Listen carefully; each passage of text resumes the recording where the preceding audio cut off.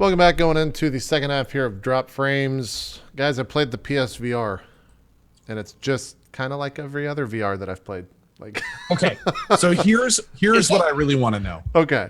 The PlayStation VR is probably the closest one we have to mainstream, right? Like not enthusiast. How is the headset? Is it comfortable? Did it look good? Okay. Is it comparable to the Vive?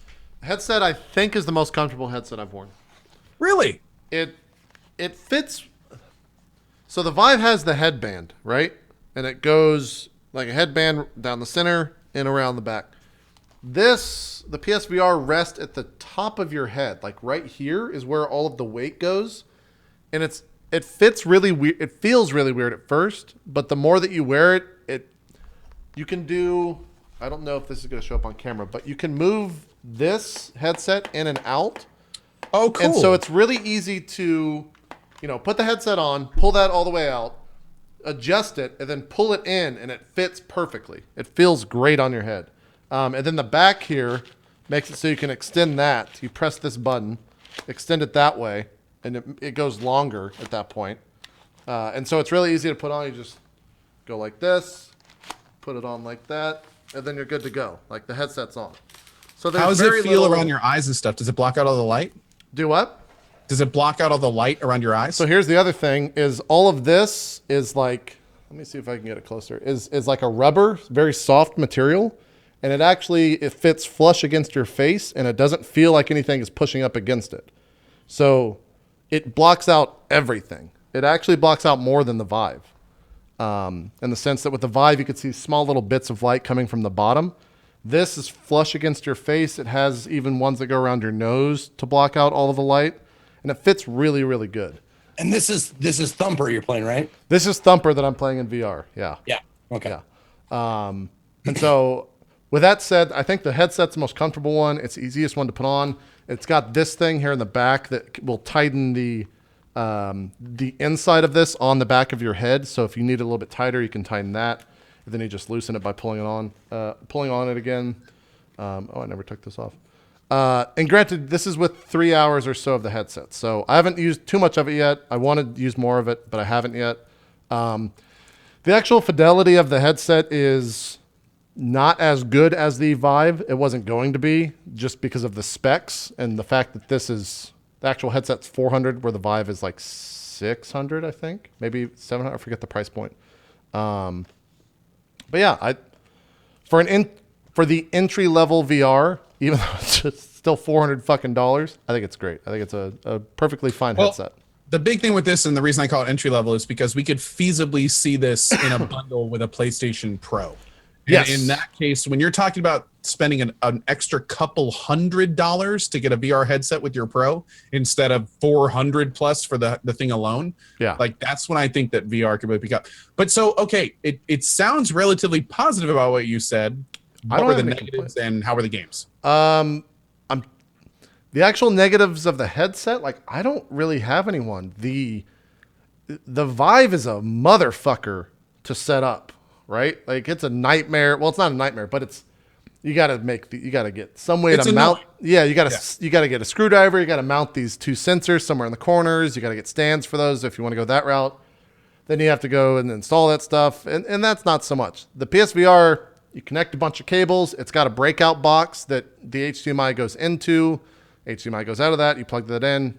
You plug the headset in, and it works. There's no configuring. There's no installing of drivers. It's very console-ified to where you plug it in and it works.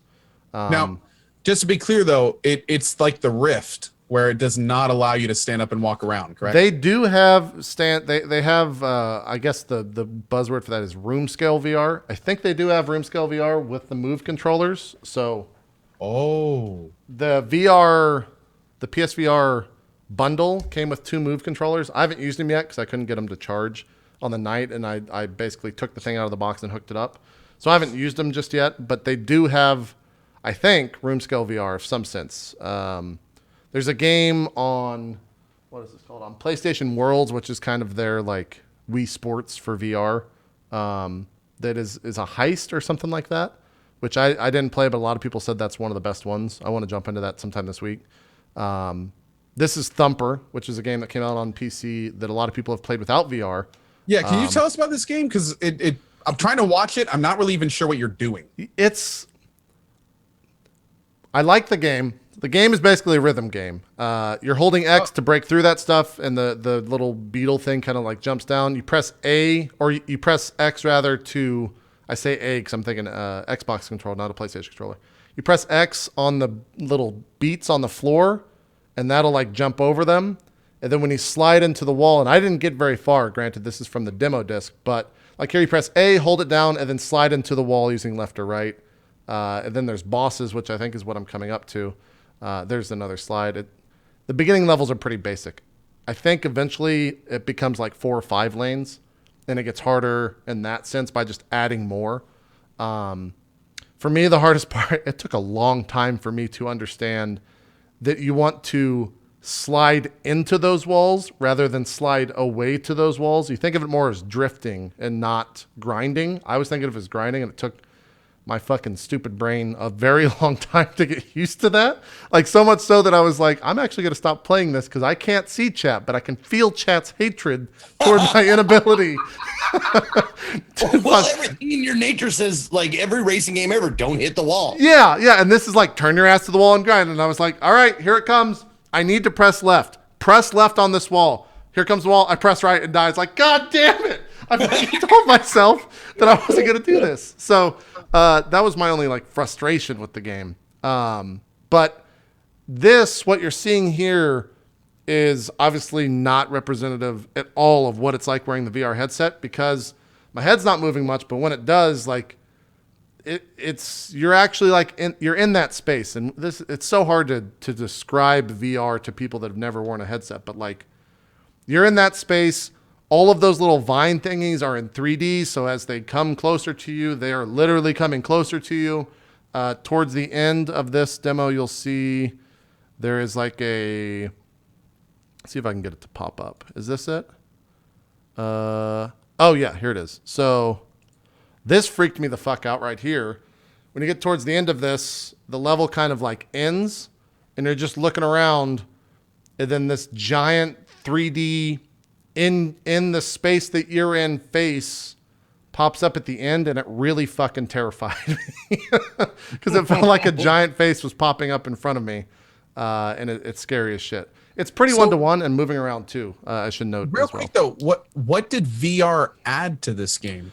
It added in the sense that like your head can move in like a full space depending on where my head's at. It'll change my view in game, but it also like this looks like a lot more or a lot less interesting of a game than it did in VR because of how everything just looks. Like if I move my head up, I can see everything. It's almost as if I'm seeing more than you are in this potential view. Because this is the first time of me seeing me play this game. I didn't go back and watch the broadcast. But this is the demo. It's free. I didn't buy it yet. A lot of people have bought this game. I think Adam Coble really likes it. There's a couple other people that are saying it was really good. People are saying this is probably one of the better VR experiences right now out for PSVR. But it's hard for me to describe what that looks like without putting it on. And I'm having a hard time. So it's a better experience 100% with the PSVR, and it's a lot different than what you're seeing here. I just don't know how to use the words to describe that. Besides saying like that head looks like it's in front of you by about 100 feet in VR. Like you feel like you're in that space. They do a good job of doing that. What else did I play? I think Thumper was the first one that I did. How many did you play total? Or how many are available? There's a lot of demos, actually. This is Rez. And Rez is an old game that came out on the PS2 that has a huge, like, kind of hipsterish fan base. Like, people fucking love this game. I had never played it for the PS2. It's music-based, so what you're seeing here doesn't really help. You aim with your head, so wherever you're looking is what you shoot. The little cursor thing is controlled by where I'm looking with my head. So for people that were watching this, they absolutely fucking hated every second of it because the screen's super shaky. Like this is a terrible viewing experience for a lot of people. They said they got motion sick from watching it. But you're aiming with your head, which is kind of a weird it's a weird sensation that I've never done, because usually it's just like you're looking at a computer and you have a mouse or you have a controller and you move whatever you need to manipulate across the screen. This, you literally look around with your eyes and your head, and that's where you're shooting, which it felt pretty cool. Again, this was the demo, so I didn't play the full game. I think the full game is basically this, but on multiple different variations. Is that the screen when you stop?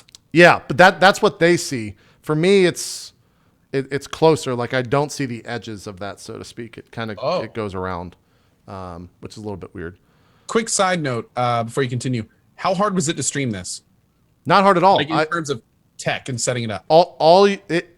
It does a very good job of, this is no matter what going to be displayed on the screen, on a monitor, whatever, on the TV that's hooked up to, and then it also puts it in your headset. Cool. Every game that I booted up worked fine. Let's talk about Drive Club VR. I have played a billion.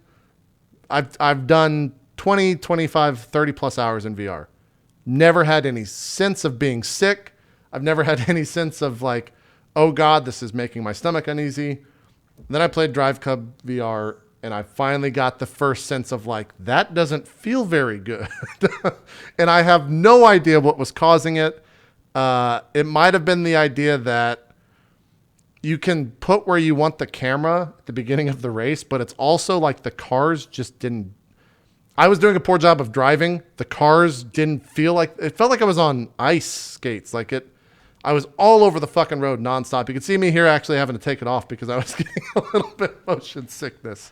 Let me go back to the actual gameplay so you can see that. Is this it? Yeah. So I set it further back to where I was behind the seats. You're in the back seat. to fuck around with as I was driving. And I noticed as I was doing that, I was like, this is like kind of fucking with my equilibrium. Like, I don't like this at all. And that might have been the main reason why I got a little bit motion sick, is because I fucked it up. You can see myself trying to change it there. I don't know how to go back and change it specifically. But Drive Club VR is kind of rough in all. It just didn't feel like a good driving game. Maybe it'd be better if the VR worked like you were the hood ornament. Yeah, and I've seen other games. Perspective of the hood ornament. Yeah, I've seen other games change the driving perspective, and it helped. But like, when I would lose control of the car here and go sliding across, it definitely had that roller coaster feel of like going down the first drop, but it didn't stop. Like, it just kept going down the first drop the entire time I was racing. So I was not a fan of Drive Club VR. And to be honest, I don't think the actual game is that good in general. So it might have just been a poor VR experience to begin with. But what else was there? There's a couple other games just to go through these. The Vive has that the under the sea, under the water thing. This is pretty much the same thing. You're in a steel thing, just dropping down. You can look around and all that crap. This moment right here, the cage does a little bit of a drop, and so that was kind of a cool sensation to where it felt like I actually dropped, and there was definitely a sense of like being scared a little bit. As you go deeper and deeper, and it gets darker and darker, you think if you have, what is it, thalassophobia or whatever, where you're afraid of whatever's down below in the water, don't play this game.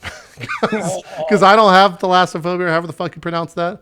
But there was definitely a sense of like, I don't want to look down because I don't know what the fuck they're about to, like, is a giant shark about to come out and try to eat me? What's going on? I didn't play that at all.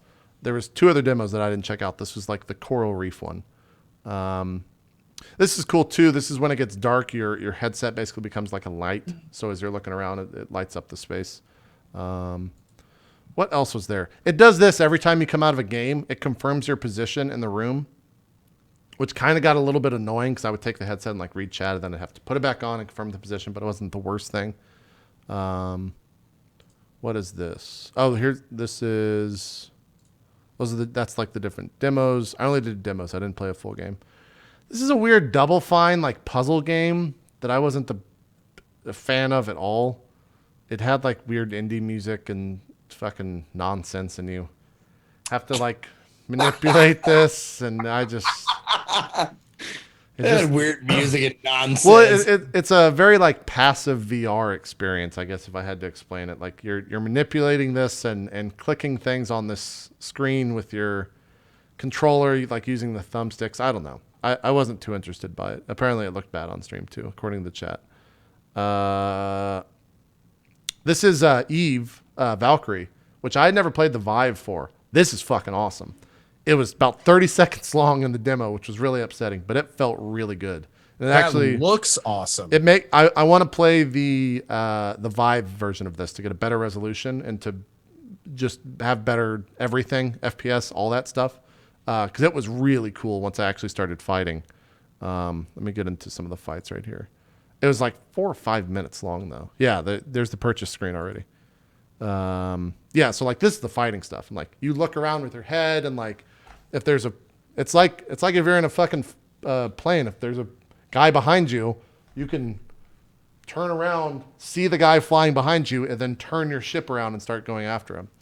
So it was really cool. I thought that was like one of the better experiences that I had. And I don't know why I never tried this for the Vive. It's like the de facto game, one of the bigger games that has the most marketing for it. It was pretty cool. There's a little bit of lag. I don't know if that's the stream lag or if that's actual like capture lag or what, but it does look a little bit low res. And someone was saying that the games that are output to the TVs are actually at like lower graphic settings than what I'm getting in the Vive or in the PSVR headset. So I don't know if there's any truth to that, but it would make sense. Wait, like in the middle of the action, it just stops and tells you to buy it? Yeah. I mean, it's literally a demo disc that comes with the PSVR. So it's so not, Eve Valkyrie is a full game that's out. yeah, I apparently so. You can buy it on the Vive as well. Really? What else was there? Huh. Oh, this was like this was another weird demo thing with had like a sense of scale where you're like helping this little lady go across. And this is supposed to be played with Move. I wasn't using a Move, so that's probably why I didn't like it that much. But you like go and manipulate these things, and then this stuff is in front of you, and you turn it, and you've seen that stuff if you've seen VR. This is one of the cooler games, and I think the final game I played called Rigs. It's kind of their like. Did I just see a mech? Yeah, Rigs from Lethal Weapon. Rigs. RIGS. No, not double G's. Rigs. Sorry. If you took Unreal Tournament and a little bit of Rocket League and put them into a game, that's what this is. It's really cool. And apparently it's got a pretty big like community, like competitive community online. We'll get into the actual game here. Basically, you shoot people. Once you get 3 kills, your rig is sent into overdrive mode, and then you can jump into the center of this map, and you score a point first. I think first to 3 wins, or first to 5 or 6, or some amount wins. But it was cool. I liked it a lot. You can change your weapons and stuff like that. I'll get to the actual game here. It's just telling me how to fucking play the game now. There's like a little map in front of you, and then you start going around. You use a controller, a regular controller for this. It's got like kind of a lock-on thing. So the machine gun automatically locked onto him there, but you have to manually aim your rockets with the left R2. And I think that's using the stick as well. But it felt really cool. That's the thing that you have to jump into once you get 3 kills. And I think this is a $50 game, which is kind of high. But I don't know what else is in the full game besides this. I don't know if it has a campaign, if it has like multiple modes or what. But it felt pretty cool once I actually got the hang of it. See, this looks really cool. It looks super arcadey. It does, yeah. Which could be fun, but I got to admit, man, like one of the big things I'm looking forward to is to see like the first real like mech warrior in VR, where it's like it's not just kind of like an arcadey thing with mechs, where it's like you're in a mech, kind of thing. I don't think any of those are available yet, but this looks really close and it looks a lot of fun. How long did you play this one? Demo is very short. In fact, I think it ends here in about. It goes to the half, which has 3 minutes left, so I think it's about a 5-minute demo.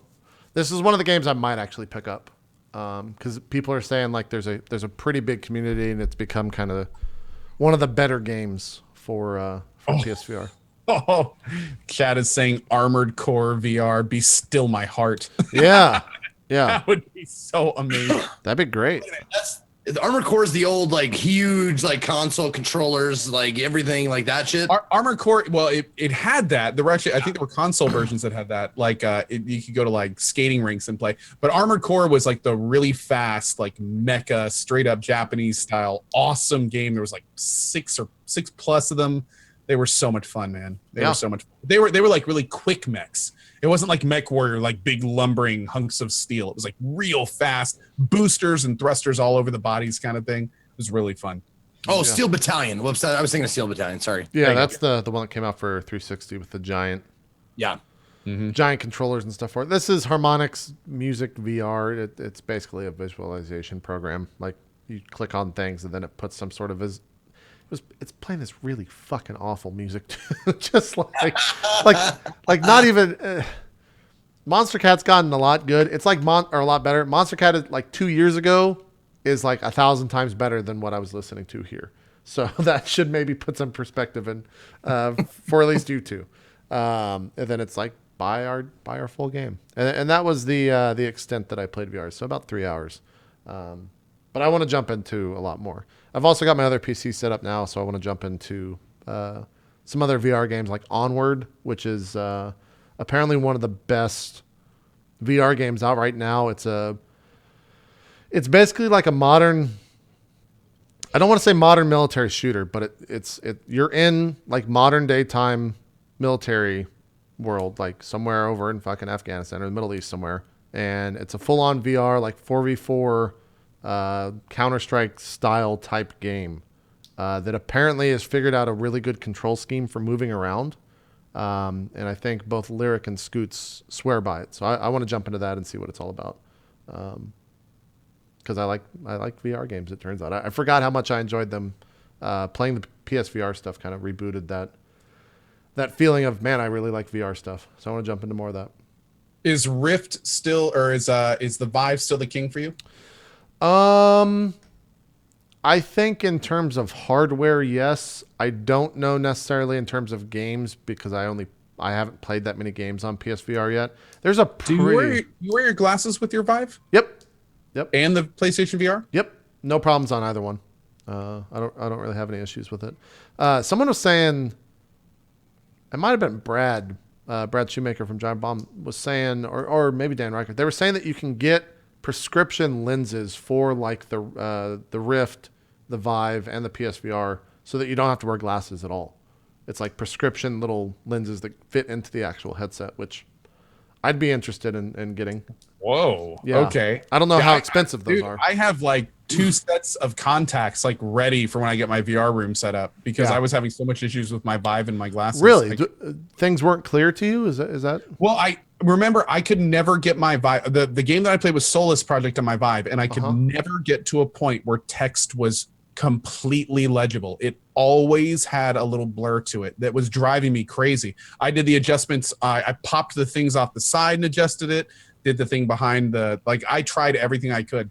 But I'm waiting to really sit down and try to fix it until I get everything set up in my new house. So I may be pinging you on that and seeing what you did. There are a lot of multiplayer experiences on the Vive that like me and Scoots would love a third person to jump into. So we should definitely do that stuff. I'm totally down, man. Yeah. It'll be fun. There's a lot of like indie stuff that I think is kind of pushing the idea of VR further than a lot of the mainstream stuff, just because they're willing to take that like risk of like, this might not be the greatest game, but it's going to be something really cool that might work for other games later on that are multiplayer that I want to jump into. Stuff like Rec Room, which is a weird kind of like almost Second Life world that you can jump in and walk around and like play ping pong. And to join a party with someone, you literally fist bump their avatar. You literally have to go like that with your avatar. And you take the controller, hold down the trigger, and like fist bump someone, and that's how you join a party, which is fucking rad. So yeah, that's PSVR. The other game, which is the only other game I've played, is Civ VI. I was playing the press build for that.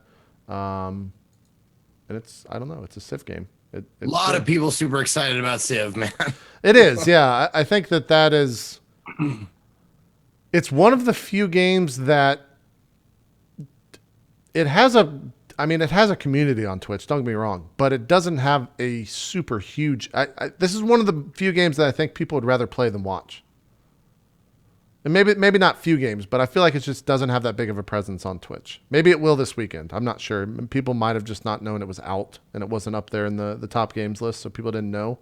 But regardless of all that, I thought it was great. It's the first Civ game where I've ever booted up on launch and gotten more than 60 FPS, and I got about 5 times that. I was getting like 300 FPS when playing this game at 1440p with max graphics, which is awesome for a Civ game. But if you've played Civ, you kind of know what to expect. It's a Civ game. It's very slow. You plan out civilizations. You plan out different things to upgrade and different things to buy. The new thing, and I don't have the best grasp on it yet, so I don't want to speak to it too much, is districts. So you can set certain areas of your city to do certain things. And if you have tiles that are adjacent to one another, then they will do that thing better. And I didn't really get a huge grasp on that. I've only started 2 games on it, but that's Civ 6. It launches on Friday. And yeah, I lost 5 hours into it like it was nothing, so that's still there. Oh, so it officially launches this Friday? Yeah. I was playing the press version, which has been out for the past like 2.5 weeks, 3 weeks, something like that. But it's good. It's a fucking full-on Civ game. There's obviously so many different ways to play that. You can play it military, you can play it religion-based, you can do all that stuff. Culture wins and stuff like that still exists. So I think they're doing today, it might even be on right now, like an AI showdown. That's like their big Twitch initiative. They put like 6 or 7 AIs in a full AI game and just let it go. I don't know why they did that instead of getting a bunch of streamers to play in a big multiplayer game, but that's what they went with. So if you want more Civ, you can go watch that right now, or just wait till Friday and watch people like, I think Dan's going to be playing it. Quick question. Yeah. How easy is it for a noob to jump into? They do is a Civ noob like myself. They do a pretty good job of it. It doesn't have an outright tutorial, but as you're playing, something will pop up and be like, "Hey, this is what this thing means," and so do that or don't do that, or this is how you should do that. And also, like, tooltips are very valuable in this game. There are menus upon menus upon menus and hover tooltips. You can get a fuck ton of information from this game, or you can get no information from this game. It really depends on how much you're really trying to find it, but it's not hard to find it all, Zeke. So you should be able to. I think you'd be fine. I'm as big as a Civ noob as anyone else, and I was fine. And I also was surprised too that it might just be because the game's not out yet, but the community was not hating on me for being a noob. They were actually being helpful, which was really cool to see. I was wondering about that as well, as far as the backseating and you're doing it wrongs. Yeah, it didn't. It very well could be that it's because the game's not out. But a lot of people are like, you should maybe try clicking that. Like, I think that's how that works. Blah blah blah. Like, they were very helpful with it. Or if I was doing something wrong a bunch, they'd be like, hey, you should do this instead because then you'll get X bonus. So, okay, it was cool. It seems I'll add that to the list then. It seems like a perfectly good Civ game. Are you going to play Civ at all? I think we talked a little bit about that last week, right? Yeah, I don't plan on streaming Civ, and I think a lot of it has to do with what you said. It's fun to play these games, but and some people can watch them, especially if you like really know about the streamer and what they kind of do.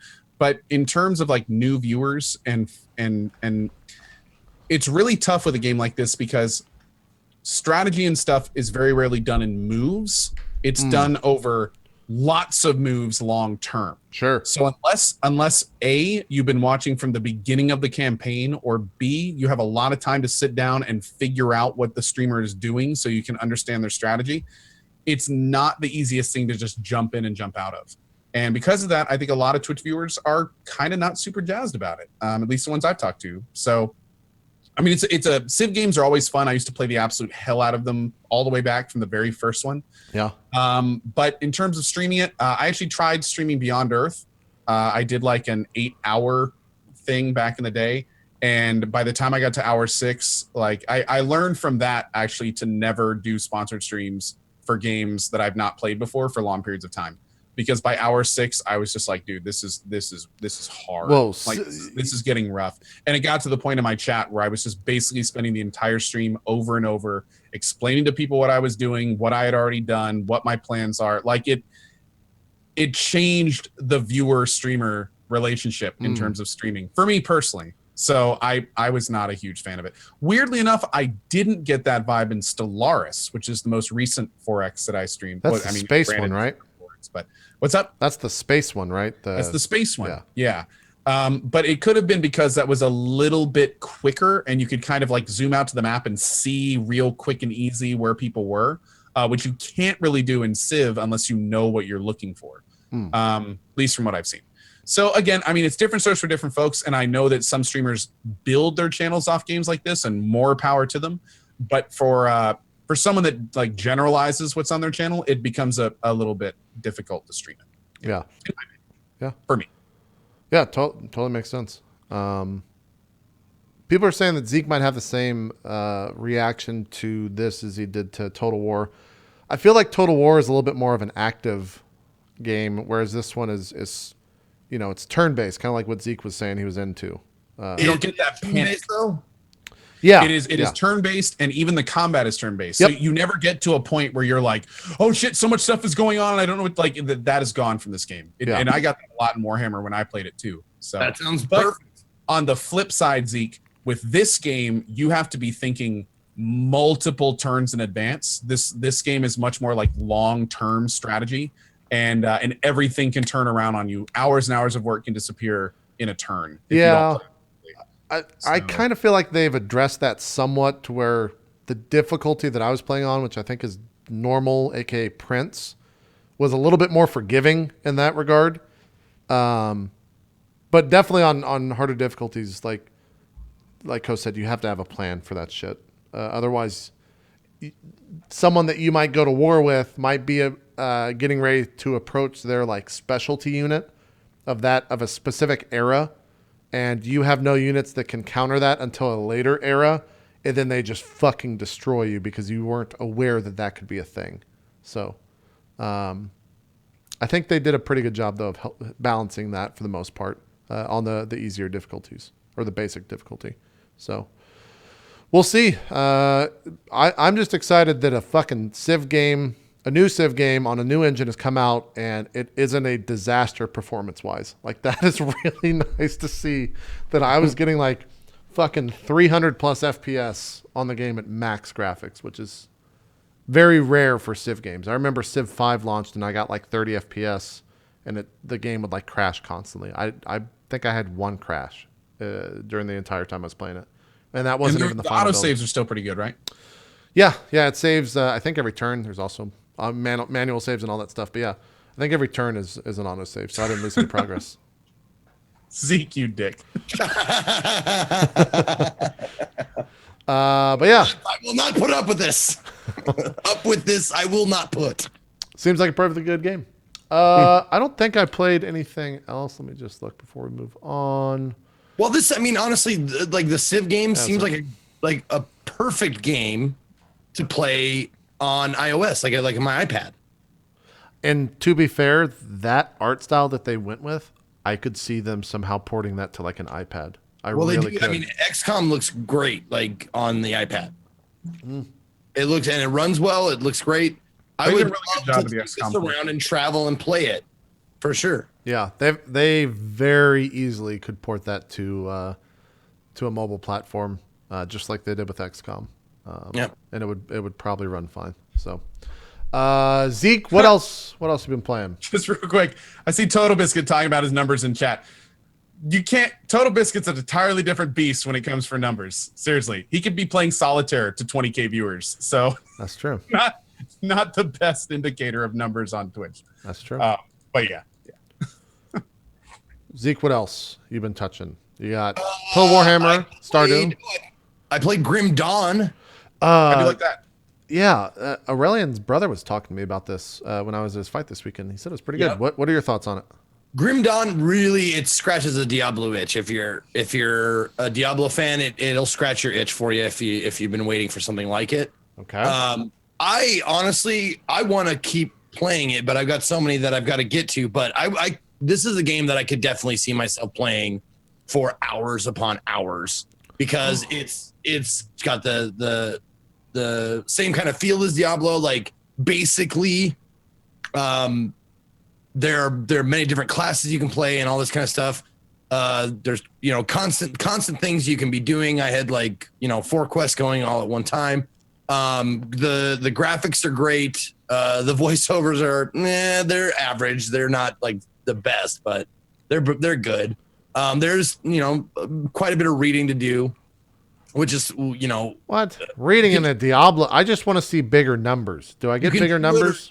You can choose to do it or not. That's the thing. You don't have to do it. It'll give you if you read something, it'll say you open this book. Here's some experience points. Nah, you can read it if you want to, but we'll give you the synopsis if there's a quest involved with it. It'll give you the quest thing. It'll be like burp, burp, move it over to the right hand side to show you there's a quest to be had. Is this multiplayer? Yeah, I believe so. Who put this out? Do you know the dev? What's that? Do you know the devs for this? Do they have a Diablo background or anything? Oh, I don't know. Crate Entertainment. I have never heard of them. Let's see. CRATE. Yeah, I'm looking at their wiki. This game's been out for a hot minute, hasn't it? It's been out since February, I think. Oh, this year. Yeah. Oh. Yeah, February 25th, 2016. So this is this year's game. That's why I was playing it. Oh. Is there enough to separate it from Diablo? Why do you have to? No, I mean not necessarily. I'm just wondering, does it feel at all different, or does it feel just like a parallel Diablo with a different world, different story? Which again, some people would absolutely love. But I mean, for people that didn't dive into Diablo and love it, could they find something in Grim Dawn? I believe so. I think there's enough differences in it. Here's the thing. I played Diablo 2 and I really enjoyed it. I never picked up Diablo 3 though, so I don't know the advances it's made. So I can't speak from a place of knowledge. Sure. About that. But I played Diablo 2 and I played this, and it's really, I mean, it's a really nice streamlined thing. You don't have to replace stuff as far as item Tetris. You can actually press a button and it goes zoop, and it just organizes everything for you, which was a huge fucking pain in the ass for Diablo 2. But it'll organize all your items for you. It's easy to get from one place to another because they give you a teleporter right away. So you can just walk and oh shit, my inventory is full, teleport back to main, home base, sell it, and then come right back to where you left off. Oh, this uses the Titan Quest game engine. That's why it's by the devs? It's from, apparently it's got people from 38 Studios, which is that was the baseball person's studio, wasn't it? Am I thinking of the wrong studio? I don't know. And then it's also got about the people that made Kingdoms of Amalur? Yeah, who made that? Was that 38 Studios? That was Kurt Schilling, and that had that's 38 38 Studios. That's that company. It's got ex-employees of that. Obviously not Kurt Schilling. And then I'm trying to figure out. And I will say this: this was supremely easy to pick up and go with. Oh, it's got Titan Quest stuff on it. Yeah. Nazik, did you beat it? No. Are you going to? I may. I really want to go back to this game. This game, it fuels a lot of loot horror.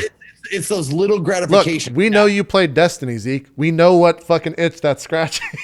Yeah. And also, you can completely turn off. You can have the items that you see on the ground. You can turn off low common white items. What? You can just go. You can just turn them off. Say I don't want to see white items anymore. I just want the yellow and above. That's fantastic. That's the best thing I've ever heard. Yeah. So now, someone told me that they're oh, you don't have to even look at the white items anymore. You can on the right hand side of this, or excuse me, on the left hand, right by the red bar, there's a little button that you can press to scale what that shows you. So you can just do yellow and above, green and above, and so on and so forth. How did I not hear about this game back in February? I didn't even know this was a game. I thought this was an early access thing that launched last week or some shit. I'll be honest, man. When this game came out, I had a few people tell me it was a Diablo clone, so I didn't really think too much of it. But there's a difference to me personally from a Diablo clone and a Titan Quest clone, because I played the hell out of Titan Quest and I really enjoyed that game back in the day. And I'm sure, guys, there is absolutely nothing that is probably not taken or stolen outright from other games. But that's video games today. That's how most games are. Yeah. Diablo, Path of Exile, whatever you want to call it. Like, there's a lot of stuff, I'm sure, but this game didn't feel clunky. It didn't feel like it was hard to get into. It felt like I could, choose my own like style of play. And I chose like the gunner who had like, this shit, and you could put all your points into that. And like my gun was pretty fucking like powerful. And I'll say this, like I played an hour on normal and then I bumped to the difficulty and it was like perfect, like a perfect amount of difficulty. Like it felt challenging, but not too challenging. Like you could take care of mobs. You would have to start looking at your health and all this kind of stuff. But I had a blast. playing it. And I think it's the art style is, I dig it as well. And I didn't really get that far into it. I think I only played it for like 2.5, 3 hours maybe. It's $25. Yeah. I might have to play this. Yeah, I'm actually looking at this and going, this could be doable. Like that. Yeah. You're kind of selling me on this a little bit. Yeah. Did you get into any of the dual classing? I saw chat mentioning that. I did. I got to level 10 where you can move, you can pick your second class. And is like the class pool identical? You just pick like an additional class from the same pool, or is it like specific classes in each pool? Oh yeah. It's like they give you the 6 classes or 7 or 8 or whatever. And once you get to level 10, you pick a brand new class that you can use as well, but you get to use all the things from the other classes. Is there any type of synergy? Like picking 2 of a certain class could unlock something specific, or? Apparently there is, but I'm not sure. I didn't get that far. Man, multi-class. Fuck.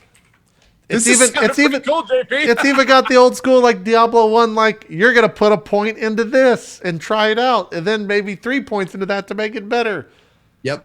No, that's exactly Zeke, what it's making me a little happy. You know what I'm saying?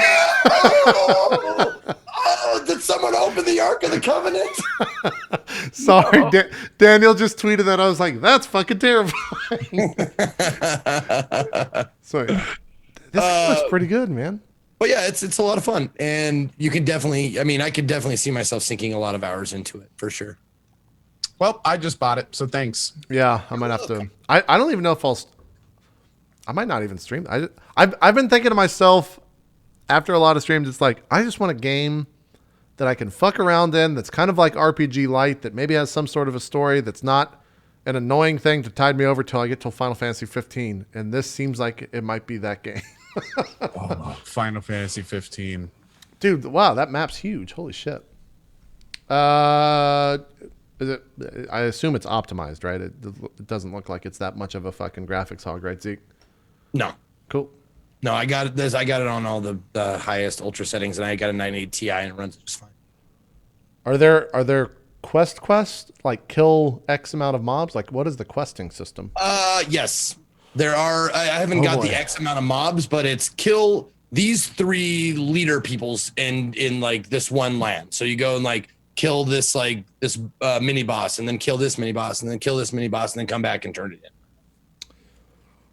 And you get quests, and quest givers are different people and stuff like that. So one guy was like, hey, there's something going on in the sewers that's making our water shitty. Could you go check that out? And they talked to another guy, and he's like, hey, I had 3 friends that were over here. Could you see what happened to them? And stuff like that. Dude, every time you like open up an inventory, I'm like, see, click on that item right there. See what that item does. What is this purple shit? You have a fucking purple and you haven't done anything with it in your inventory, Zeke, and then you hovered over to the scrapper. I'm like, okay, all right, good. Wait, why is your gun green? Does that mean it's a set gun? Like, I haven't done anything with the building materials yet, so I don't know what they make. Oh, there's crafting? Holy shit. Okay. Yeah. That's scrap. There's like armor plating. You have one of. Oh, also, you know how I remember combining gems in Diablo 2? Yes. Automatic function in the inventory. Oh, you don't have to fucking have a gem keeper or whatever. Yep, you do the auto combine. Like, so if you have like 3 pieces of steel plating, auto combine, it goes zoop, combines all those, stacks them up, or creates the new thing. and then you just do the organize, and it goes whoop, and that is like the worst thing for me for Diablo was like, oh my god, I have this thing, I have 6 spots, I just have to figure out how to get this fucking thing back on there. Yeah. But also the other thing is, not only is there auto organizing, but you can just teleport back to home base if you're like, okay, I'm just gonna leave these pants here. I'm gonna teleport back to the base, sell it. Oh, I'm gonna pick up pants. Great. That's awesome. It's the main story looks to be about 22 hours long. 83 hours for a completionist run. Okay. 22 hours for the main story? Yeah, that's what they're saying. 42 and a half for main plus extras. Oh, that's awesome. This is from howlongtobeat.com, so take that for what it's worth. That was 19 people that completed it for 22 hour. 21 hour was the medium. 17 hours rushed, 33 hours leisurely. So I might have to check this game out. I don't know how what came out in February? What was I playing XCOM in February? Stardew Valley. I didn't play Stardew. I think I might have just been on XCOM. When did Dark Souls come out? March. That was late March, and we got access to it at the end of April or some stupid shit. Oh, yeah. Well, Zeke, you have sold me on a game. I'm gonna buy that. Yeah, as there's well. different difficulties too. You can go to you can start with veteran, and I think you can hike it up once or twice after that. Oh, was Overwatch out in February? If so, that probably explains a lot why I didn't hear this game. Yeah. Yeah. Game of the year 2015. And 16. And 16. I'll say it now. It's my game It's of the year. not no, really? Yeah. 100%, man. Really? Yep. Nice. Hey, spoiler alert. Jesus. You're seriously going to make a game of the year be the same game for 2 years in a row? Yeah. JP, I think we need to make a rule right now. I don't think Overwatch can be your game of the year for 2016. But then it's all a lie. Then it's just a lie, Co. No, wait, your 2015 game. You have to pick a different game for 2016. No. Chat, are you guys with me or not? I have a better solution. Okay. What's your solution? Better solution is Overwatch game of the year in perpetuity or whatever, like perpetual game of the year. Then your other 10. How about that? Okay. Yeah, I'm okay with that. It's like Overwatch will be my game of the year probably for the next 1, 2, 3 years. Okay. Yeah, as long as I keep doing stuff. Besides that, we will make a top 10 list. I'm okay with that. I'll agree to that. That's fine. Okay, that's Good. fine. This is acceptable. Okay, good.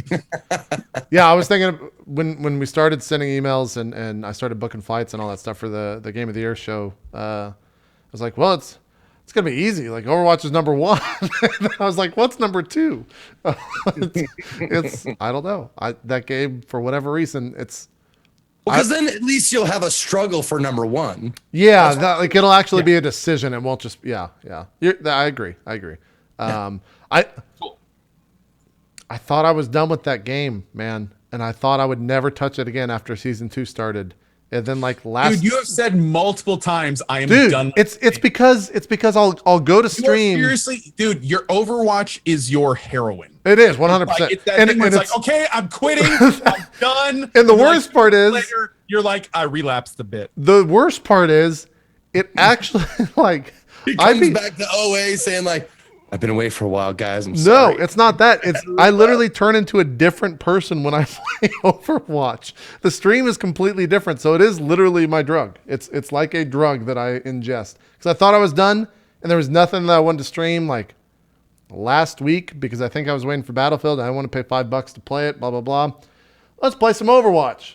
Took one night. I played for 12 hours straight on a fucking stream, and now it's just like I should probably play some more Overwatch. Good game, man. Blizzard knows it. Blizzard knows their fucking shit. They know how to do it. Yeah, but if they could stop with this Sombra fucking bullshit and just release the goddamn character already, that'd be great.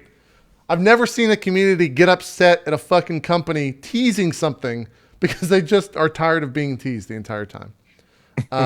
So that's Grim Dawn.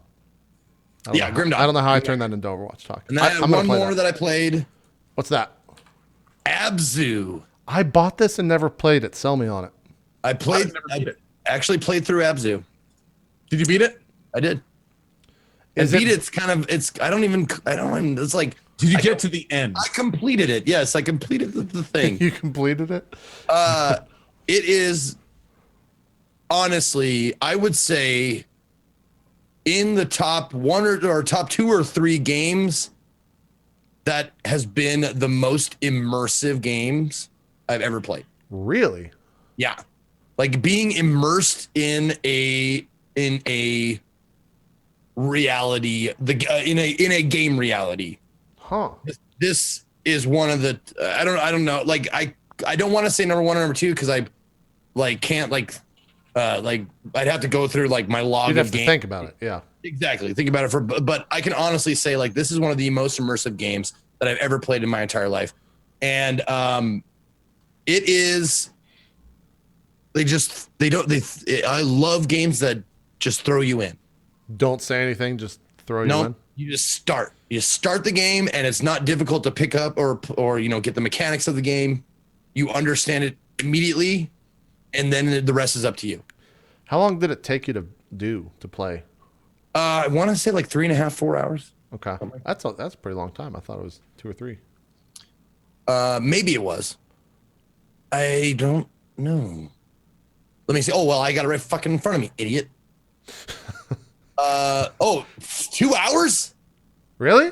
It says you play 2 hours on Steam. It seemed like longer. I love bite-sized games. It seemed like longer than that. That's a good thing then. Or I maybe guess. a bad thing. That might be a bad thing. It honestly seemed like 3 or 4 hours to me, but it says in Steam I've only played it for 2. What are you doing here? Are you meditating and looking at fish? Damn. Yeah. You meditate, you find these little meditation stones and you sit on them and then you can just like kind of scroll through. Like what fish? Like it's a good way to think about this game is one of the lead developers basically said that they wanted a game that you could get home from a long day of work, not have to think, just play, experience, and enjoy. And that's, I think, a really good explanation for this game. Man, talk about the yin to my yang of Overwatch. I should play this after I play Overwatch one night. But I'm fucking all hot. There are like some pretty neat moments that you can experience while going through the game. Yeah. With sea creatures and like you can kind of like have a nice discussion about like what certain things in the game mean or what they represent and stuff like that. Like and you can probably take it off the screen now because if you're gonna play it, there's gonna be like if it's only 2 hours long, so it's gonna be like spoiler town. It's all about the experience, though, Zeke. You know, it is, but it is. It is $20, which it, I guess could be like construed as a bit much for a 2.5 hour game or whatever if you or everything. But it's like, and the music is on point. The feeling of the game is exactly like it feels just right, and that kind of stuff. I had a lot of fun, like just really getting into. Like that's like I said, it's immersive. Like getting into the game itself was a lot of fun, and frankly, like even the meditation, you're like, oh, meditation song. I want to see what these fucking creatures are and shit like that. So you just kind of sit, and then you like go into like, and you're like, okay, oh, that's a that, okay, and then you move on. Like, oh shit, okay, that's what that is. Zeke, I think you just said. I think you have your first Zeke saying. What? And frankly. Oh, and frankly, that was actually a joke that was it a joke? You said it, and I was like, wait. Yeah, it's a joke from a sketch thing that I was a part of, okay. And it was just a lot of World War II era puns that I won't get into because a lot of them were really line crossing. And frankly, I like it. I like it a lot. It's pretty good. I'm gonna go ahead and just apologize to chat for that one. What? Yeah, that whole last 30 seconds. Just sorry, guys. Just a person's name. There's nothing wrong with it. Okay. Anyway, that was the last game I played. Let's see. Yep. And I'm basically just going through like the list because obviously I put out like on Twitter like what are the games top 3 games of the year for you? Yeah, I saw that. Yeah. And stuff like that. So I've still got like Gears of War to play, Shadow Warrior. You can play Gears of War 4? I haven't played. You played Shadow Warrior 2? I haven't played Shadow Warrior 2 yet. Oh, good. I'm glad I didn't miss that. I'm waiting to play it with somebody, but he's busy at the moment. Wait. You're talking about Man, are you? He's already playing it. Yeah, no, I'm talking about Gears of War 4. Okay. I thought you were talking about Shadow I'm War. talking about Gears. Sorry. Why are you guys playing Shadow Warrior 2 together? It's co-op.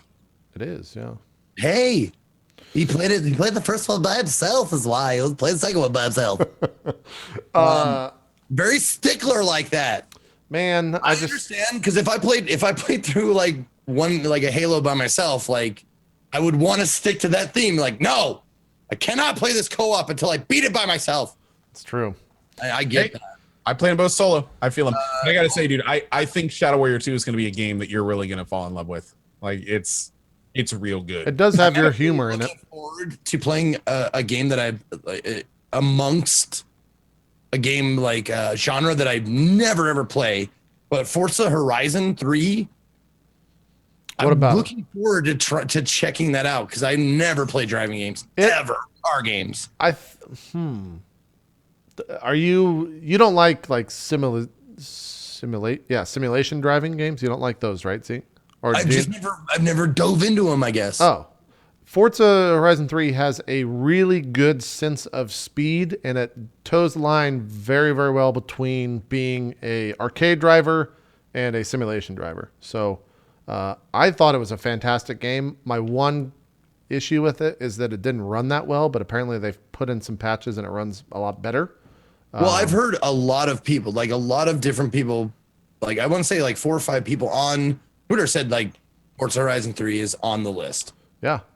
I could totally say that's a fantastic game. Yeah. I think that game for me is much like Battlefield. So both incredible games for sure.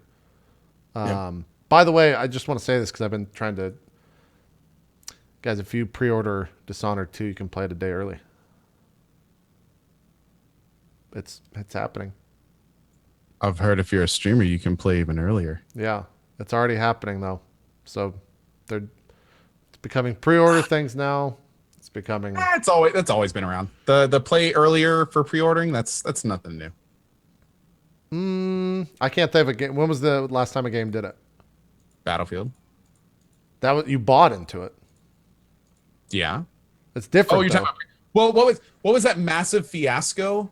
I think Deus Ex actually was a fiasco, wasn't it? Because they did like the tiered pre-order thing, and they said that like if they hit X amount of pre-orders, you'd be able to play early or something. I don't remember. Yeah, I think then they canceled. I remember that. It's the backlash, but yeah, I think they canceled that. Yeah. It kind of makes me happy that big titles are poison for my channel, so I can just wait. You don't have to deal with any of that shit for sure. No. All right. Well, that's what me and Zeke have been playing. I know finished Vampire. Yep. Done with Vampire the Masquerade Bloodlines. Awesome and highly recommended to anyone who's never played it. So good. So good. It stands up, man. It not only stands up, now 12 years later, there are still games that come out and have come out in the last few years that just don't hold a candle to it in terms of like the game design and the characters and the fact that everything's voice acted and it's long and it's just, it's a really great, unique experience. And the world needs more vampire games. And I don't mean vampire like about vampires. I mean by the devs that made Vampire the Masquerade Bloodlines. Like it's a phenomenal game. And here's what's even wilder. A lot of people don't know this. When the game was done and the developers basically were finished with it, the community picked up and kept patching the game. Right. You mentioned that last week. It has made it to iteration 9 point something. Holy shit. And it's amazing. And if you buy the game on GOG.com, you download the game off GOG with all the community patches and fixes, the graphics updates, like all the cool stuff is there and ready to go. That's awesome. Then they also added in a bunch of content that was cut, and you can go into the forums and with like 2 clicks download a patch that just unlocks all that stuff too. So I patched the game one time after downloading off GOG.com and spent like 40 hours in it, and every hour was a blast, absolute blast. And the first ending we got was like the best ending to a game I've seen in a long time, where this is a little bit spoilery because it's the end, but when you're just 12 years old, just a tiny bit spoiler because it's the end. See what I'm saying here in a minute. Okay. So I played this guy called a Malkavian.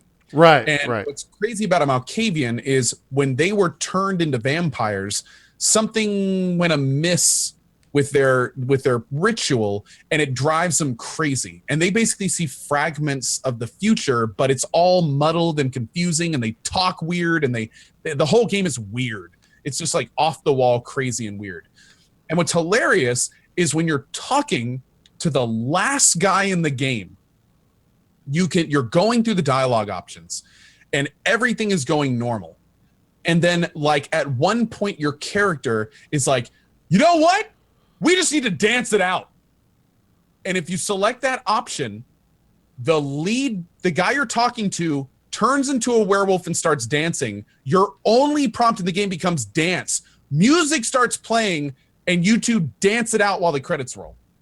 That's fantastic. And that is an actual ending to the game. That's great. That's the right amount of stupidity that I like and can respect. Oh yeah, absolutely. And real quick, apparently I got some of the lore wrong. Apparently Madness is part of Malkavian, which is like the family I picked. I got to be honest. Oh.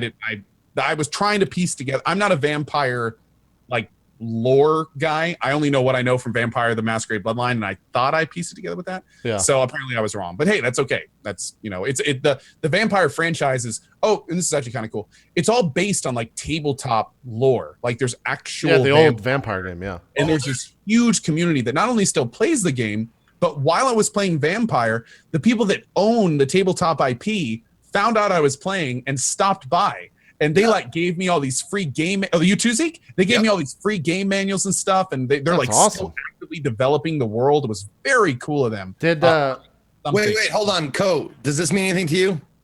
Stop. No, you stop.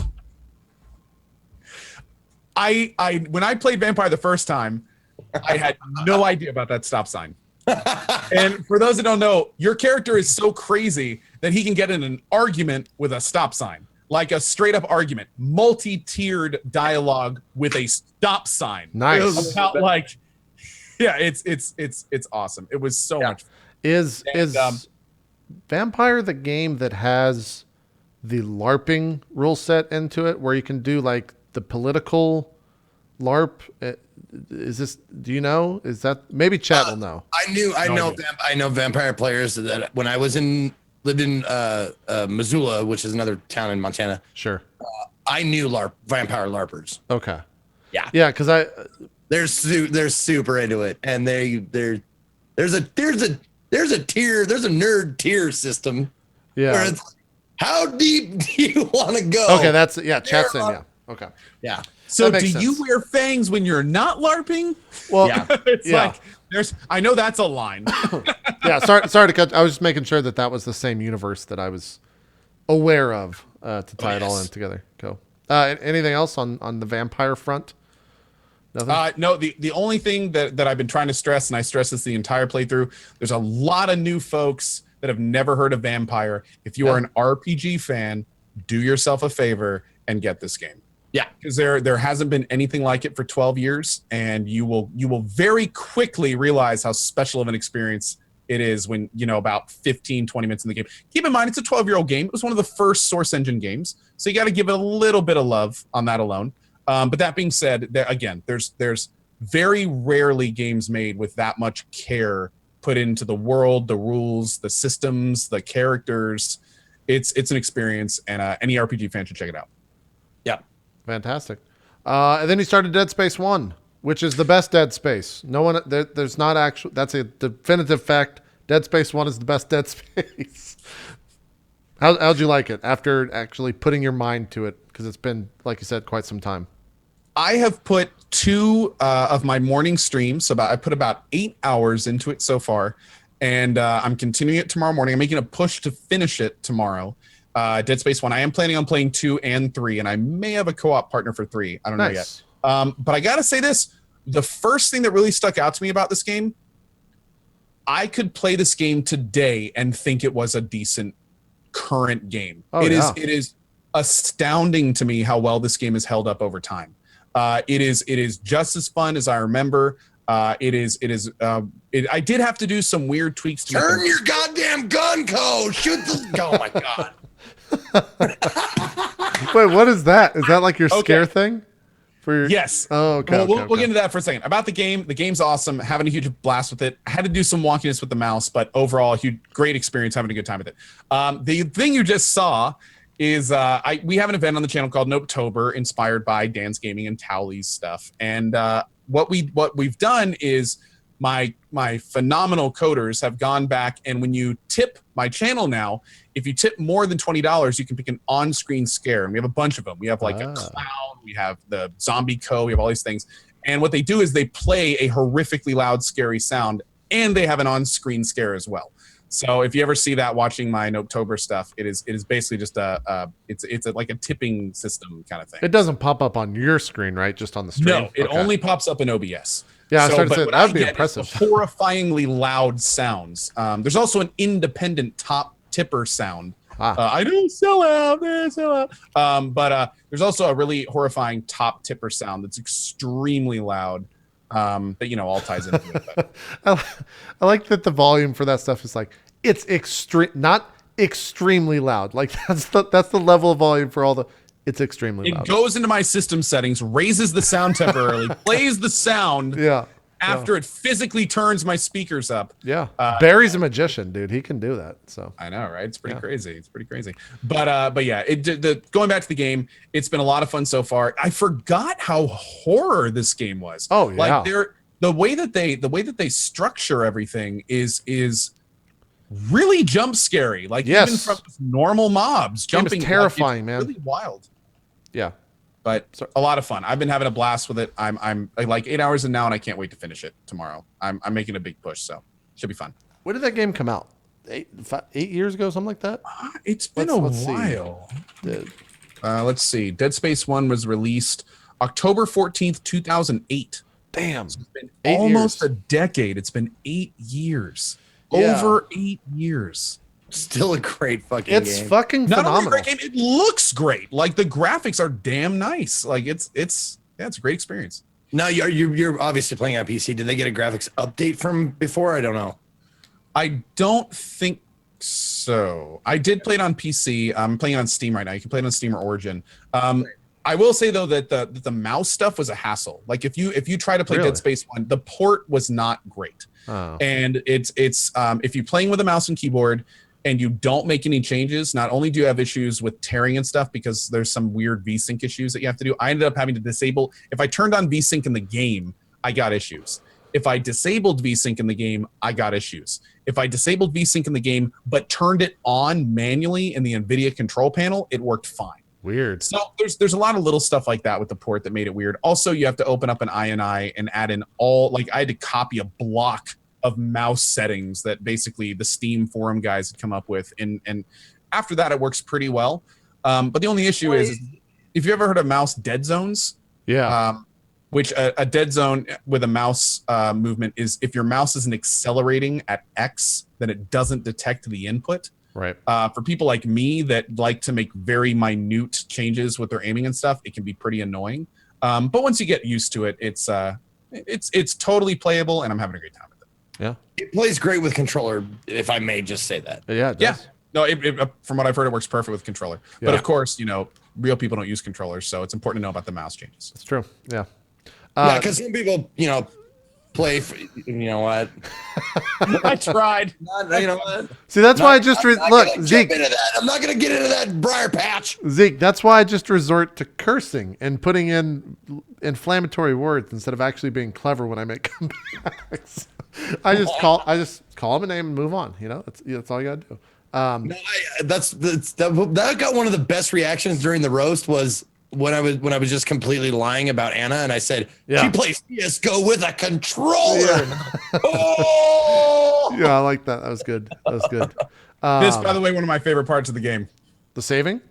Getting your suit upgraded. And seeing like all the little changes that happen to your character, Dude, new armor and new pouches and like thigh armor, and your helmet gets more like flare on it. It's awesome. I love that part of it. The best thing about Dead Space was it was one of the first games to actually get rid of the UI and like build it into the game itself, like where your HP is on your fucking spine and like your the blue thing is your weapon ability or something like that, your weapon charge or some shit. Oh, the stasis stuff. Yeah, the stasis stuff. Yeah, and like that stuff it was like for its time, and even today is really impactful. And it's no other games.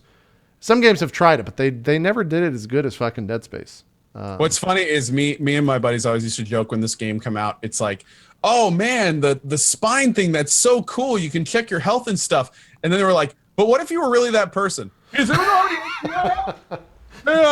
Can you see back there? Mirrors are your best friend. It's totally impractical for every other purpose than the player seeing how much health you have. It makes no sense in reality, but it's pretty cool. It's pretty cool. So they did a good job with it. Yeah. Also, I really like how whenever you do access your menus, it shows your character like bringing it out. It's like the Pip-Boy. It's the Pip-Boy thing. Yeah. And it's real time too. It doesn't take you out of the. It's like Dark Souls where the game's always happening, right? It's not a pause screen. Yeah, there's no pause. There's no pause in this game. Oh yeah, you can get fucked checking shit like this. Yeah. Was it 2 where the little babies come out? Is that 2? No, it's definitely 1. It happens in 1. Okay, shit, man, that is disturbing, dude. Yeah. That was one of my takeaways. Like I have a notoriously horrible memory. I can't even tell you the plot of games that I played over a couple years ago. This game though, like there's a few things that took root in my memory, and one of them was that very first scene with the babies, man. When you realize like that guy's banging on the glass, I don't know if you guys remember this part, and that little baby comes up behind it and it pops those tendrils out of its back. I remember just being like, you are not allowed to go here, game. This is not okay. That is a baby. You need to respect that baby. Like even now, like those things, they give me the creeps, man. Yeah. You're playing this game in the morning? Yeah, right? I play this game in the morning, 8 a.m. every day. You got my coffee. It's time to start the day, and oh fuck, it's Dead Space. Yeah. Okay. Nopetober is all with my streaming schedule. Nopetober always has weird stuff like that. It's kind of weird. Yeah.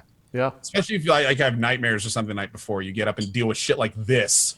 You know, some woman like with her eyes gouged out, talking about, oh, it's cool, Danny. Danny's the armless corpse she's cradling. You know, it's just like, what am I doing with my life? It's kind of crazy at times. Yeah, it's a little terrifying. It's a little terrifying. The Dead Space was one of the best new franchises in a long fucking time. And then I didn't like. We'll talk about when you get to Dead Space 3 in terms of actually playing it. I was not the biggest fan. Sounds good. I don't remember. I don't remember anything about 2 or 3, except the fact that I remembered liking both of them. 2? Which, whenever I say that, people start going, "You liked 3?" 2? Like it's some kind of offense to them. Yeah. So I don't know. I remember enjoying both 2 and 3, but it's going to be interesting playing through them again because I don't remember the plot of them. I don't remember anything involving that stuff. So it'll be fun. And I'm gonna finish hopefully 1 tomorrow, and then Friday morning I start 2. Awesome. So we'll see how that goes. Yeah. 2. I think 2 might have better jump scares than 1, at least for my. A lot of people say 2 is their favorite. Yeah. A lot of people say 2 is their favorite. It's closer than I thought. When I started this off, it's like, man, Dead Space 1 is a hell of a game. But now I'm thinking like, no, his wife is a fucking monster in the second one, and it's real terrifying. So we'll see. The third one is just you could change that game to a different title and it'd be fine. It'd be fine. I'd be okay with that. It's not really Dead Space to me. But we'll talk about that when you get to those games in the next week or so. Anything else, Co, that you've been playing? I think that's about it from your 1. Got Titanfall 2 coming up, Dark Souls 3 coming up. I really think that's about it. Vampire took me a lot longer than I didn't think I was going to do every single side quest in Vampire, but it was just too good not to. So I ended up like playing that and then Dead Space. So did you get the Cat in the Hat? What? In Vampire? Oh. That might have been a male only thing because you were playing female, right? Yeah, I was playing female. Okay, I was the male Malkavian, and I think you get different outfit choices. But I played a lot of that game in like a pimp coat and a Cat in the Hat. Dude, that was on my tier 3. My ass was hanging out the entire game. Holy shit! Nice. My second armor set is literally a pair of cowboy. What are they called? Chaps and a thong. That was my outfit. Chaps and a thong, and then I got my police outfit. Was Precinct 69 on the back in underwear. And then my final body armor set was basically a full body set with my ass like cut out and triple exploit me drawn on the back like where a tramp stamp goes. That's that fuck, man. That's that John or that that time. That You know what? Hold on. And this game has a big LARPing community. Maybe I should get into this. Yeah. I don't know. Yeah. Maybe I should figure out where these people are LARPing. Some say LARP, others say orgy. Who knew that a fucking Yeah, no, it was interesting. I was not expecting that. For a long time I thought it was like modded armor that they put in, because I was like, there's no way this is in the real game. Sure. But then people were like, no, Malkavian armor is just fucking crazy. Like that's Malkavian. That's what you look like is you're crazy and you don't care. So Yep. Yeah, it was pretty interesting. It was interesting. Was not expecting that going in. We got about 5 minutes. We'll do a little bit of news. I think everyone wants us to weigh in on the Red Dead Redemption 2. It's announced. Cool. Great. They're making a new one. The trailer comes out tomorrow. We would have had more to talk about, but yeah, I think all three of us. Super disappointed that the release thing had Xbox, PS4, and they'll probably do what they did with GTA 5, where they make those games. just Red Dead Redemption made it to PC. Oh wait, Yeah.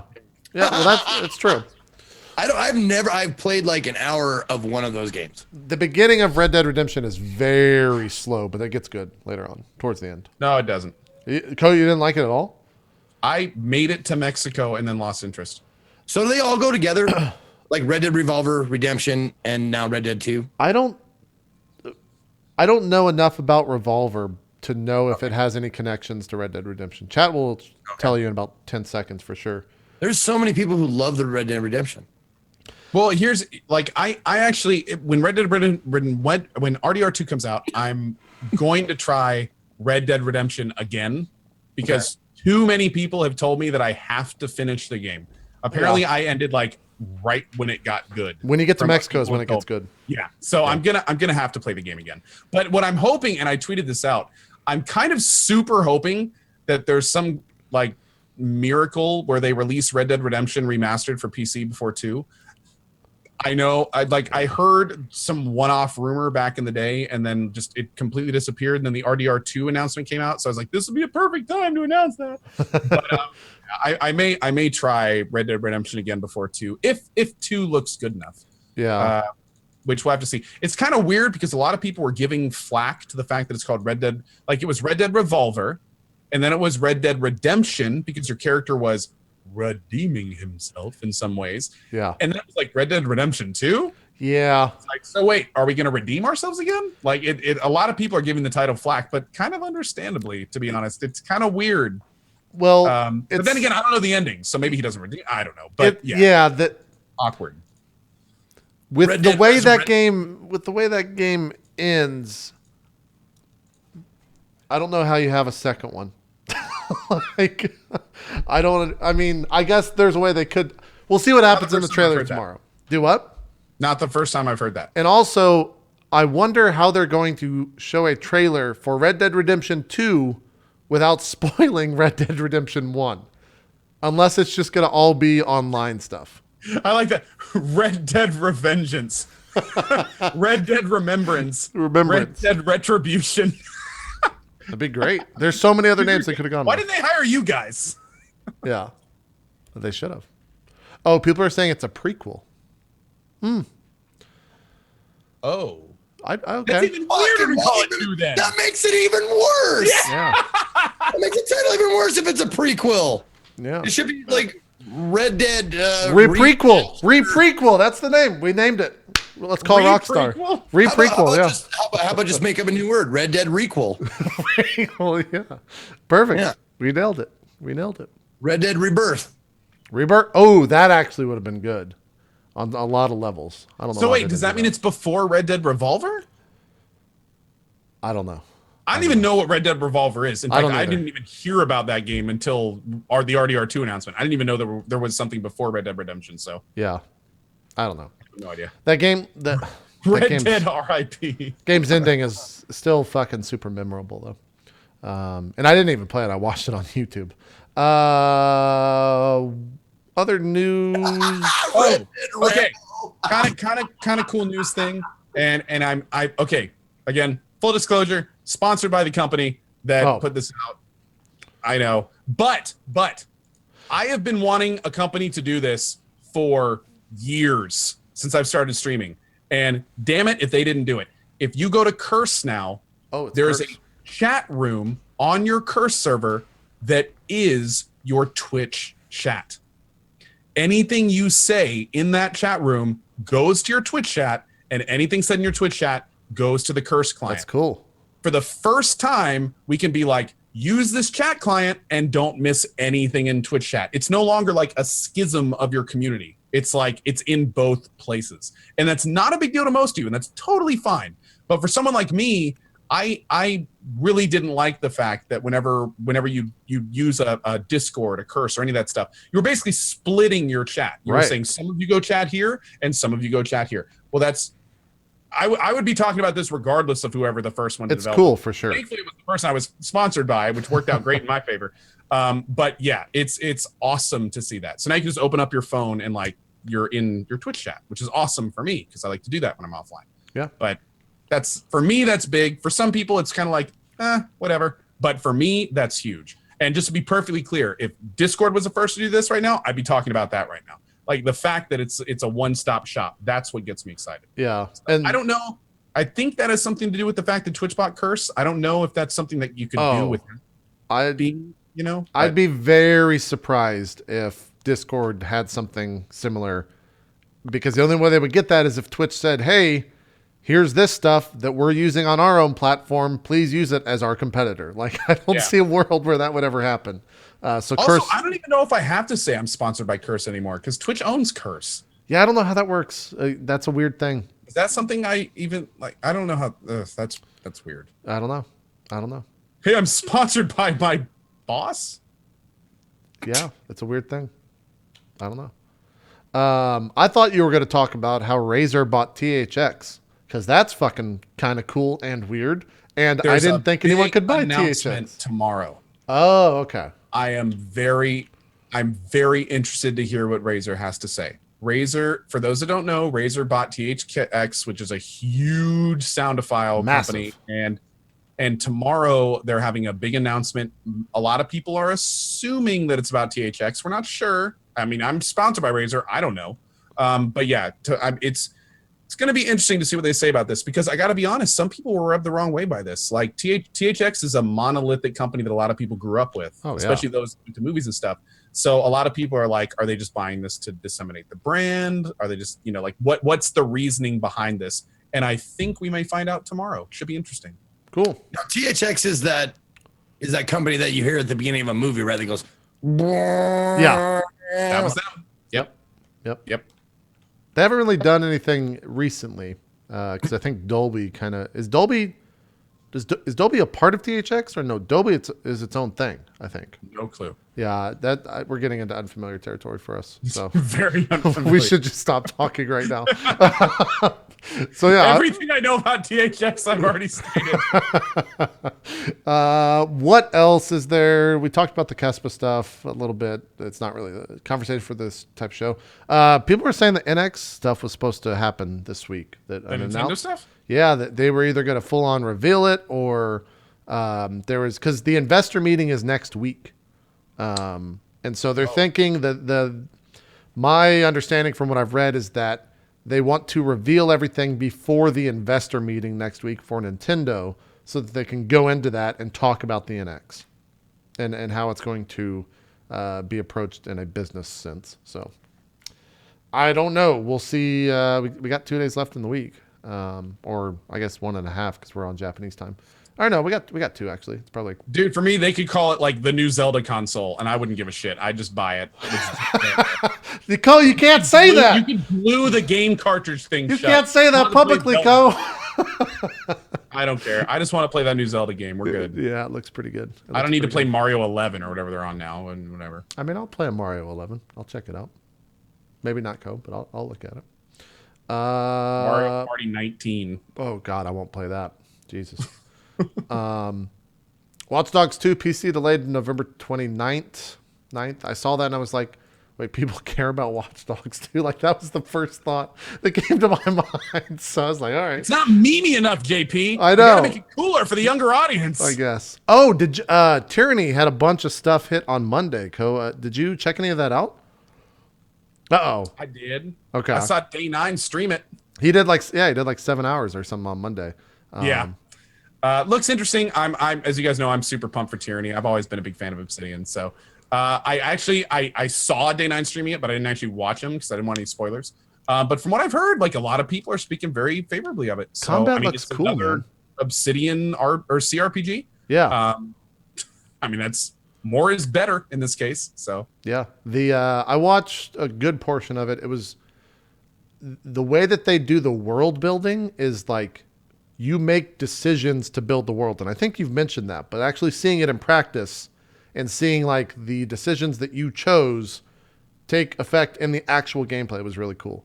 And the combat too is, you know, in most CRPGs, it's kind of like the what is it? The isometric view? Is that view? Co, you would know best. Yeah. This one was. This view was kind of like it was angled down toward the floor more and kind of like straight in. It looked different, but it made it look a little bit more arcadey, and the character models were a little bit bigger, and the combat looked a little bit more.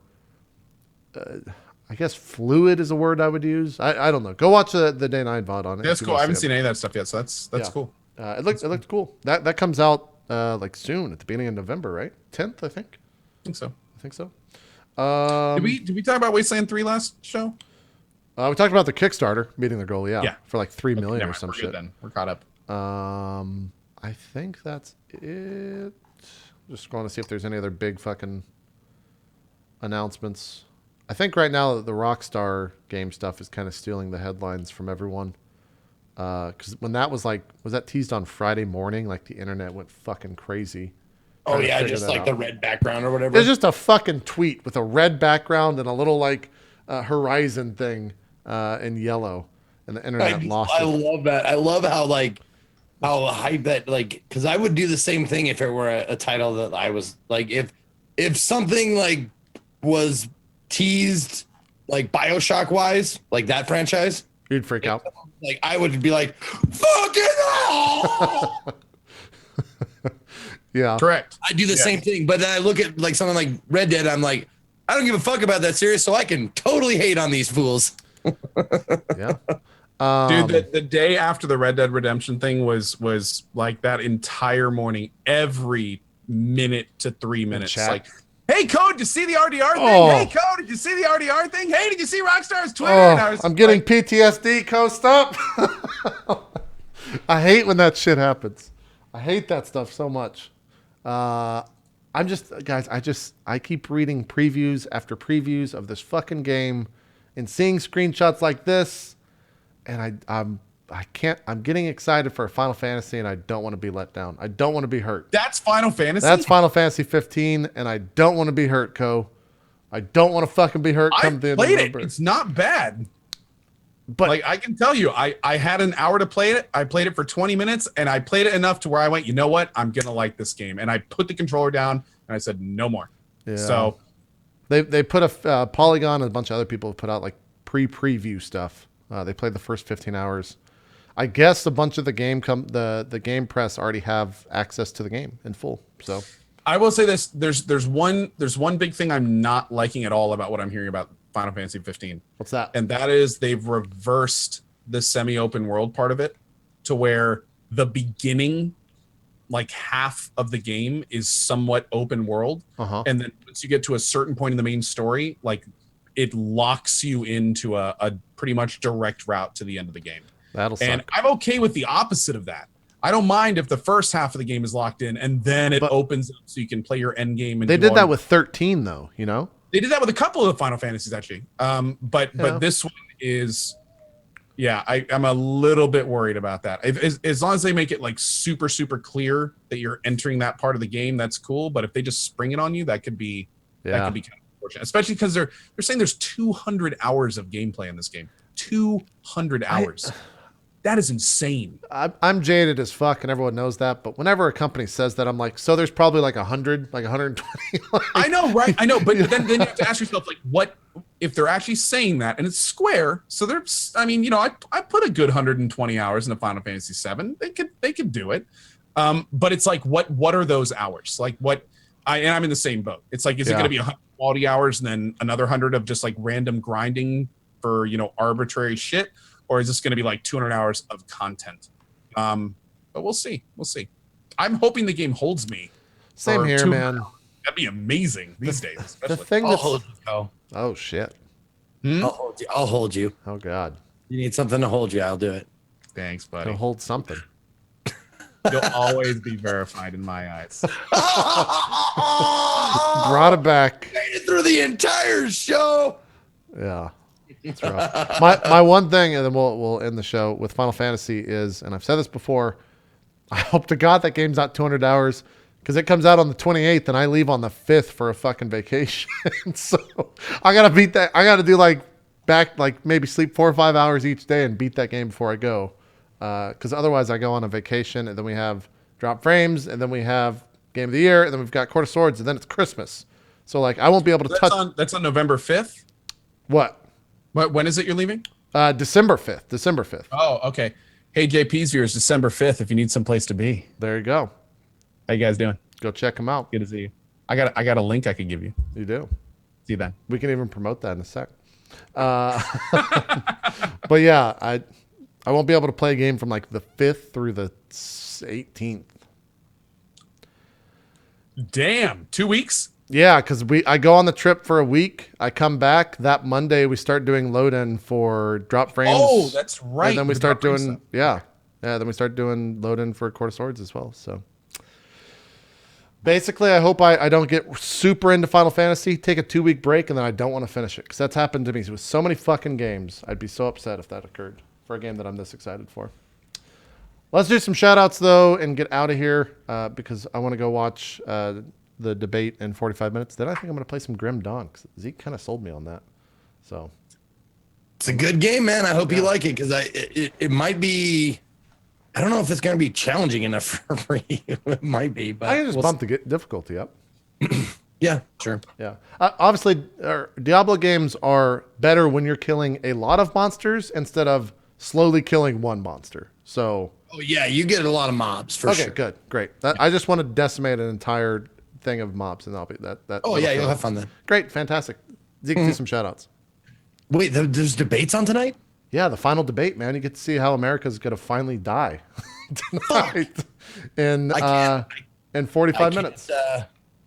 I can't stream then. I got to watch that. I think it's an hour and a half to stream afterwards. Yeah, I'll stream afterwards, maybe. All right. Hi, I'm Ezekiel III. I am not verified on Twitter, so I don't matter. But you can find me there at Ezekiel_III, as well as Twitch, YouTube, all that other junk. I guess I got to open up some new social media stuff and gain some more, just spread out my social media tendrils and get more shit. Zeke, I know a guy if you want to buy some followers. Do you? Okay, good. I will definitely. Yeah, a bunch of old Twitch streamers that I'll let you know. Perfect. Yeah, if you know anybody at Twitter that handles verification, go ahead, DM me. Go ahead, DM me on Twitter, and we'll negotiate we'll negotiate something. I mean, it doesn't have to be money That necessarily. means he's sucking a penis. Hey, God, you can't just say it. Sorry. Anyway, I broadcast variety bullshit. I'm going through my what I miss category, like month, whatever you want to call it. I got lots of games coming up. I'm gonna play Stardew Valley for a few hours, maybe after the debate, and then I've got games like The Witness and Forza Horizon 3. Oh shit, you're gonna play The Witness? And Shadow Warrior 2 and Fury, however you pronounce that. I've got all kinds of games coming up in this month. Okay, that's it. Now follow me on Twitter right now. Go. I want to be verified. Verify me. Let me know when you play The Witness because I want to see how long it takes for you to quit that game. Okay. That game. No, that's next step. That's next stream, you said? What? It'll be tomorrow. Oh my God, I might have to cancel all day long to watch that because that. Yeah. Whew, The Witness, man.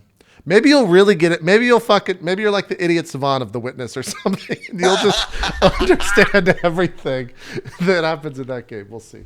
Go do some shout outs. Okay.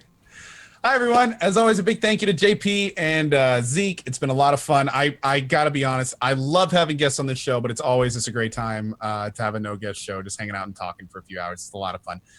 Thank you guys for watching. My name is Ko. I'm a variety streamer. Going to be working on Dead Space 2 and 3. We got the Dark Souls 3 DLC, Battlefield 1, and we're going to be diving into Titanfall 2 as this comes out. Hope to see you guys there for it. Ko-R. You guys are ridiculous. I will also be watching the roast of Donald Trump, the debates this evening. And hope to have some interesting things to talk about tomorrow. We'll have to see. But anyway, as always, thank you guys for watching. Appreciate your time and being here today. And if I don't see you in my channel, see you next week. Wait, interesting things from the debate to talk about? Or are you just talking about in general? Or can you not comment? Okay, he can't comment. JP, you're so funny. Yeah, he can't comment. There you go. That's it. We're out of here. We'll be back next week. Zeke, you're not taking a trip or anything, are you? You good? No, I'm not. Thank you, LYIYIJY. Thanks, Nicky, Ben, and thank you, David and Eric and all those guys. Thank you for following me on Twitter, even though I don't matter and I don't count. I appreciate it.